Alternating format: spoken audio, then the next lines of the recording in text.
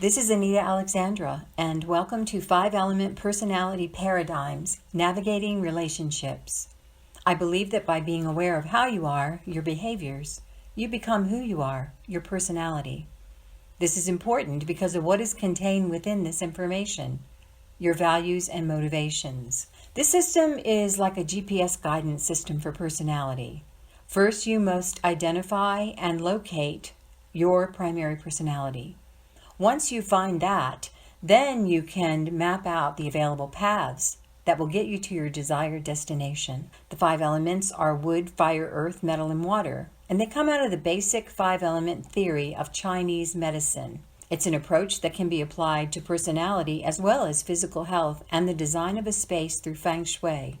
This is my configuration of the common knowledge that I've studied, explored, observed, and applied in my own life over the past 25 years. Personality is a characteristic way of thinking, feeling, and behaving. It's generally defined as a set of emotional patterns, behaviors, and cognition. This exploration can bring awareness and insight into one's motivational factors in life. One's primary personality is relatively stable. It may be obvious to you or others, or it may take some time to peel back some adaptive behaviors to locate it. But I believe that the individual knows how they are, even if they've been conditioned or programmed to behave in a different manner for safety or for acceptance. And the more we recognize and accept this information, the more we can expand upon it to evolve into an expression of ourselves that is far more than a set of behaviors, reactions, and responses to life. I'd also like you to keep in mind that entities have collective personalities, such as a family, a community, and even the coronavirus. Once your primary element has been identified, then we can bring the other 4 elements into play. In this paradigm, they're more dynamically responsive to change, which can be used to enhance the expression of one's primary personality or to soften it when that's needed. This affects your motivation, your effectiveness, and the most important aspect of life, the desire and ability to discover and live solutions regardless of the circumstances. Why is this important? Because life is change, and the more we come to acknowledge this inevitability, the more easily we can move toward exploring our options and new potentials if we're willing to do the work. Whatever the circumstances, they don't have to be an endless source of suffering and loss because we were unable to become more flexible in our personalities and to grow in our problem-solving skills. I'm not implying that this is an easy process. It's just inevitable. It's a necessary and repetitive process that we all go through in our attempts to maintain a sense of equilibrium and sources of fulfillment in life, or in pursuing whatever our primary personality motivations and desires might be. It's important to acquire a basic understanding of the 5 elements in personality as it's used in my system so you can pace with future podcasts where I will be exploring how this information plays out in the world through key figures and current events. I'm going to present the basic healthy expression of each element. Just keep in mind that there's a shadow side to each as well. And by this, I mean that certain elements work better in certain circumstances. And if you become rigidly attached to just being how you identify yourself in this monodimensional way, you won't get the richness and the fullness and the problem solving that can come from exploring other ways of looking at things, other ways of doing things, valuing these qualities in someone else that you may pull into your life.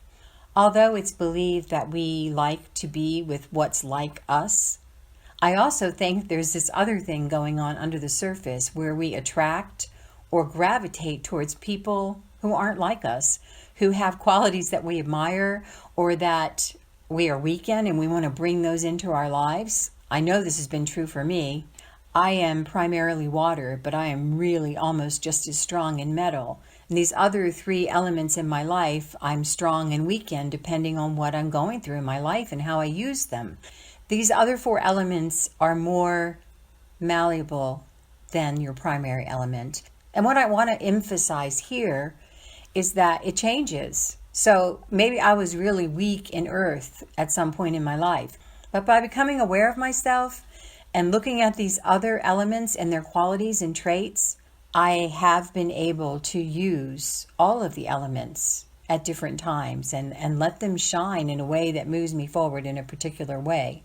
Your primary stays the same, but how you work with the other four can move a lot more easily, and you'll be able to maneuver situations that aren't natural to you and develop these skills within yourself, and so that it does become more easy and natural.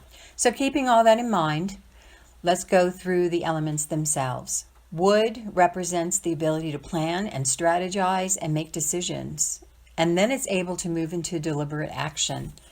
It allows you to focus on a goal and be very solution-oriented in that process. It's directed and it can stick to a course it's mapped out. It can reach a goal. It's very active.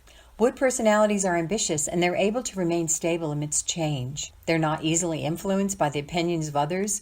When this trait is more corrupt, a wood personality wouldn't care about your opinion at all.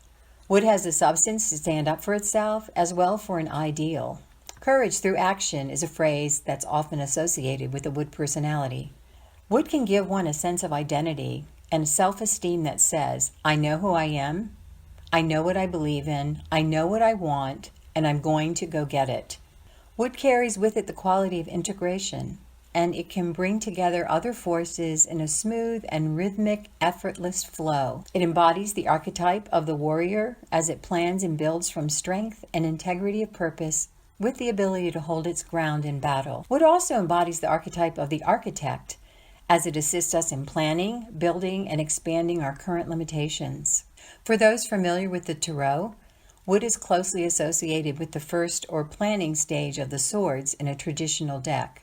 Fire represents energy, imagination, enthusiasm, travel, growth, and initiative. It actually carries the most spontaneous, initiatory energy of all the 5 elements and is often fun, entertaining, and exciting. Fire acts as a catalyst and can transform our perceptions into something more meaningful. It can take us to a higher state of emotional expression and inspiration. It brings the quality of warmth to relationships, and it expresses through affection, appreciation, and hope. It assists us in defining roles through insight into others. Fire embodies the archetypes of the lover for its passion and romantic inclinations, and the alchemist or the magician for guiding us toward experiencing magic and joy in our lives. Fire thrives on human interaction and is greatly influenced by the opinions and moods of others. It's warm and compassionate, and it uses these qualities to connect with others and build bridges of commonality. Fire is most closely associated to the energy of the wands in a traditional tarot deck. So let's look at Earth. Earth is really important. Earth is in the center. Earth is the middle. Earth holds us to the ground in a physical sense. It signifies material and financial manifestation. It's resourceful, practical, and reliable through patience, methodical in action, and it upholds traditional values. This is where you'll have your family energy, our sense of self-worth, and how over-identified we can become with our possessions and attachments. That would be a more corrupt aspect of Earth. Earth symbolizes achievement and loss and reveals to us what we truly value through those experiences. It assists us in establishing routines. It's responsible. It's also instrumental in developing our ability to give and receive nurturing. Earth carries an innate ability to heal hopelessness and despair, which allows us to flourish and prosper, especially after failure or loss. This is a really important aspect of Earth that we need in our lives right now. Earth carries the strongest ability to manifest materially of all the 5 elements. It's the center of life where everyone gathers for nourishment and support. Earth embodies the archetypes of the caretaker for its nurturing capabilities and the peacemaker for its natural mediation skills. We also globally need this aspect in our lives right now. Earth is most closely associated to the pentacles in a traditional tarot deck.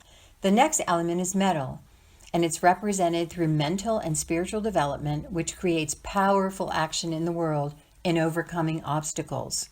Metal is the epitome of analytical thinking, and it carries the most rational and clear thinking of all the 5 elements. It's the most likely to take an idea into action that will manifest as a result. It's represented by the qualities of order and organization, of rules and following them. It likes establishing systems, compiling information, and sorting it into categories. This is a critically important element that we need to have in our lives right now as we work through the coronavirus pandemic and how to regroup, reestablish, and move forward in a different way. It can disperse chaos and bring order through its relentless ability to problem solve. Metal, like wood, is closely connected to self-esteem. It also has a spiritual clarifying quality. This allows us to explore new beliefs and values that create greater resonance within us. Metal spends most of its time contemplating potentials in the world and finding ways to make these potentials a reality. Metal embodies the archetype of the seeker for its desire for solutions, and the archetype of the ruler for its desire and ability to bring order to the universe. And this brings us to the final element, water. Water represents situations and emotions that are connected to love through intimate relationships, deep introspection, creative intelligence, and fulfillment through spiritual pursuits. Water represents a journey in which the seeker becomes aware of unconscious motives and learns to trust intuition. It fosters trust in one's own true nature. Water personalities can thrive in solitude because they're not as dependent on other people's opinions. They like to know how they feel.